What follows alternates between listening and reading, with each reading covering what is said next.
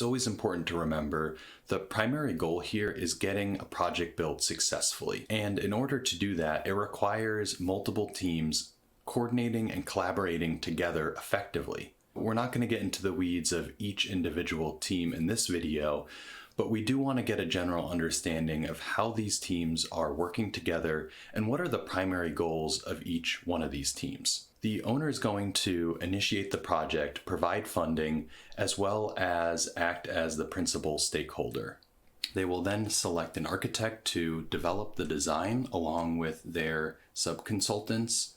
They will then produce construction documents, which are actually used by the contractor to construct the building.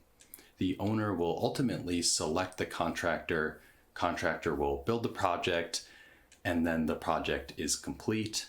Owners may or may not occupy the facility, especially for multifamily projects or school projects. The architect is responsible for the aesthetic and technical design of the project. They typically hire engineering consultants, which would consist of civil engineers, structural engineers, plumbing, mechanical, electrical, and fire protection, as well as some specialty consultants like landscape or interior architects. Then we have the contractor team, who is actually responsible for building the project. They also can do cost estimating, time scheduling, and they're managing all the subcontractors. The primary concern for the contractor is staying on time as well as meeting the budget. As you can see in this diagram, there's a specific relationship between these groups. So there are actually contracts between the owner and contractor and architect and owner. But they are also working and collaborating together. And that's why it's so important for all these entities and groups to work in coordination with one another.